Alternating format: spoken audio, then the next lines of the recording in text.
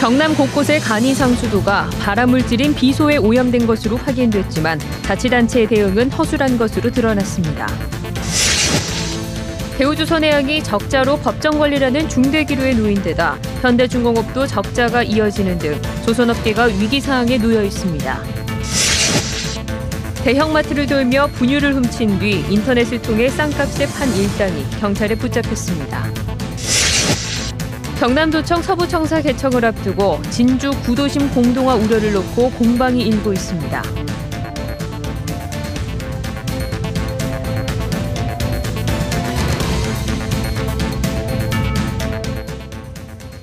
안녕하십니까. 경남 소식입니다. 지난 5월에 KBS 창원 뉴스에서는 함안의 한 마을에서 식수로 사용하는 간이 상수도가 발암물질인 비소에 오염됐다는 소식 전해드렸는데요. 경남 곳곳의 주민들이 4년 동안 오염된 수돗물을 마셨지만 자치단체의 대응은 허술했습니다. 김준원 기자의 보도입니다. 지하수를 식수로 쓰고 있는 한 마을입니다. 지난 2012년 경남보건환경연구원 조사 결과 이곳 간이 상수도에서 기준치의 5배가 넘는 발암물질 비소가 검출됐습니다. 창녕군은 당시 여과시설을 설치했습니다. 하지만 낙동강유역환경청이 최근 이곳의 수질을 검사한 결과 기준치의 3배 가까운 비소가 또 검출됐습니다. 여과장치가 제대로 작동하지 않은 겁니다. 이장님이 정수기 달아놨더만 또 오래되고 이러니까 요금이 제법 많이 나왔던 모양이에요. 그러니까 자주 이제 이장님이 한 번씩 요금 때문에 한 번씩 끄더라고요. 밀양의 한 마을 식수원에서도 최근 기준치의 10배가 넘는 비소가 검출됐습니다. 올해 5월 새롭게 지하수를 팠지만 밀양시는 비소에 오염됐다는 사실을 몰랐고 최대 6개월 동안 주민들은 지하수를 식수로 사용했습니다. 70일 됐을게요. 먹거나 이거 수질이 안 어떻게 하요? 몰랐는데 그래 중수기를 넣는다 하는데 와다놓고 그 비소가 나와단다 이렇게 하는 거죠. 경상남도는 간이 상수도 관리를 해당 시군에 떠맡기고 있습니다. 3,236개소가 있습니다. 그 많은 숫자를 전수조사 지시를 내렸습니다. 마을 이장들은 몇 개는 했는데 이장님들이 보통 75세 연로하신 분이기 때문에 교체가 어려웠어.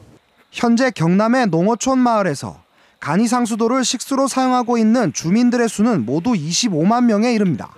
KBS 뉴스 김준원입니다. 네, 다음 소식입니다. 대우조선해양 채권단이 정상화 금융지원의 전제 조건으로 노조 측에 임금 동결과 파업 불가 동의서 제출을 요구했습니다. 제출 시한은 오늘 자정까지로 이를 넘길 경우에는 법정 관리도 불사하겠다고 밝혔습니다. 김소영 기자의 보도입니다. 5조 3천억 원의 적자로 최악의 위기에 빠진 대우조선해양. 올해 안에 상환해야 할 채무액은 약 1조 원. 당장 다음 달까지 갚아야 할 회사채 3천억 원을 포함해 자체 보유한 유동자금만으로 상환이 어려울 것으로 전망됩니다. 채권단은 정상화 지원에 앞서 고강도 자구 계획과 노조 동의서를 요구하고 있습니다. 임금 동결과 쟁의 행위로 인한 생산 차질을 초래하지 않겠다는 내용의 동의서입니다. 동의서 제출 시한은 오늘 자정까지로 이를 넘길 경우 법정 관리도 불사하겠다고 통보했습니다. 임금 동결과 이제 쟁행이 금지 정도로만, 그렇지 않으면 구조조정이 원만하게 진행되지 않기 때문에 일단 노조 동의서를 받는 거고요. 지난 23일 노동조합은 동의서 제출을 거부했습니다. 경영 손실이 노조의 파업이나 임금 인상 때문이 아닌데 채권단이 책임을 떠넘긴다는 겁니다. 하지만 채권단이 법정 관리로 압박하고 나서자 내부 의견을 조율 중이라고 밝혔습니다. 현장 구성원들의 생각들을 수렴하고 있습니다. 그 수렴했던 결과들과 저희 지평부에서 논의를 충분히 거쳐서 동의서 제출 여부를 결정할 생각입니다. 채권단이 못 박은 동의서 제출 시한은 2시간도 남지 않은 상황. 대우조선의 정상화 작업이 중대 기로를 맞고 있습니다. KBS 뉴스 김소영입니다. 대우조선해양과 함께 한국조선업계를 대표하는 현대중공업도 1조 원대의 적자를 낸 것으로 알려졌습니다. 해양 플랜트 손실에다 부실법인 구조조정 비용까지 겹쳐서 적자폭이 커졌다는 분석입니다. 허성권 기자가 보도합니다. 지난해에도 3조 2천억 원의 영업 손실을 기록한 현대중공업. 올해도 3분기까지 영업 손실이 1조가 넘습니다. 올해 3분기 영업 손실이 6,700억 원인데 지난 2분기보다 손실폭이 4배가량 증가했습니다. 최근 유가 하락의 여파로 반잠수식 시추선 계약이 잇따라 취소됐고 선주에게 받기로 한 추가 공사비도 못 받고 있습니다. 구조조정 비용도 가중되고 있는데 국내외 건설 장비 부분이 실적을 내지 못하고 부실법인으로 전락하자 회사는 부랴부랴 청산 작업에 들어갔습니다. 결국 현대중공업 전 사업 부분에 걸쳐 이 같은 부진이 계속되고 있는 셈인데 전문가들은 오는 2018년까지 위기는 계속될 것이라고 전망했습니다. 회사는 오는 4분기엔 저가 수준 물량이 점차 해소되고 있고 전기전자, 엔진 사업 분야에서 원가 절감 노력을 계속하고 있다며 흑자 전환에 희망을 걸고 있습니다. 하지만 만만치는 않습니다. 신규 선박이 계속 시장에 공급이 되니까 선봉장 과잉이 더 심화되는 거잖아요. 그러면 이제 해운 쪽 시황들은 사실은 올해 내년까지 더 악화될 가능성이 높아요.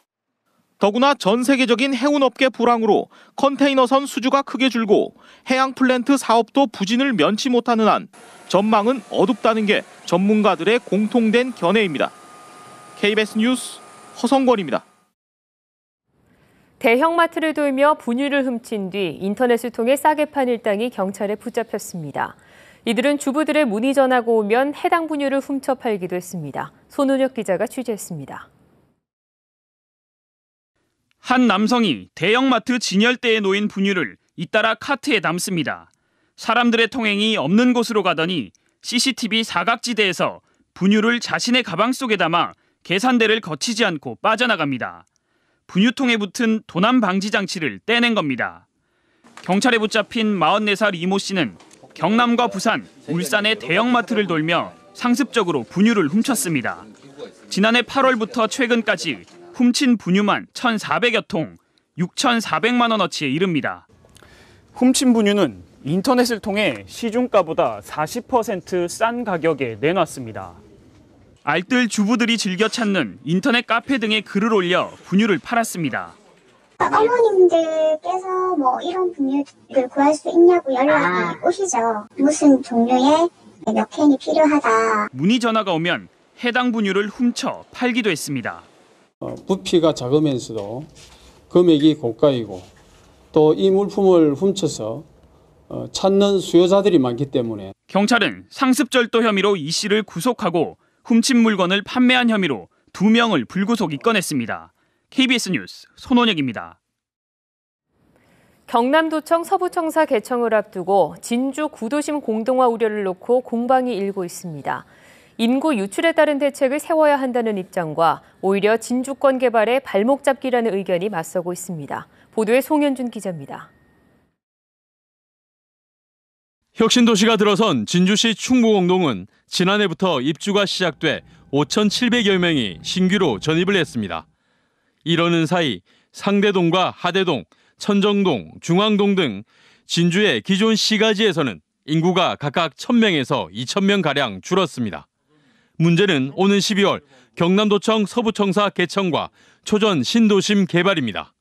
진주 지역 야당과 일부 시민단체는 기존 시내 인구 유출에 대책을 세워야 한다는 입장입니다.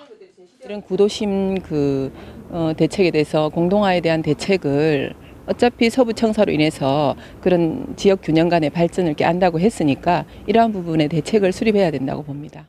하지만 진주시청 이전 등으로 구도심의 인구가 대거 유출됐었기 때문에 더 이상 유출 인구가 없다며 서부권 개발 발목 잡기라는 반박도 제기되고 있습니다. 인구가 빠져나갈 사람들은 거의 빠져나갔습니다. 지금은 초장 신도시 때문에 인구가 공동화된다는 건 전혀 안 맞습니다.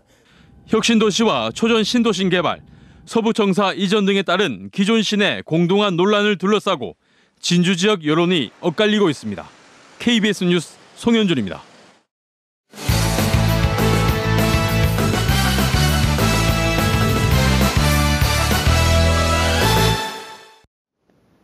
주요 단신입니다. 진주시의회 야권시 의원들이 농식품 박람회 공익감사 결과에 대해 진주시에 후속 조치를 요구했습니다.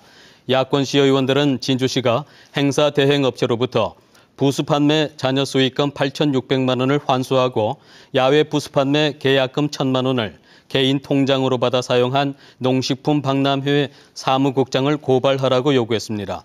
감사원은 지난 19일 진주국제농식품 박람회 공익감사 결과 용역업체가 제출한 서류를 검증하지 않아 1억 1천여만 원이 과다 지급될 우려가 있다며 진주시에 기관주의를 통보했습니다.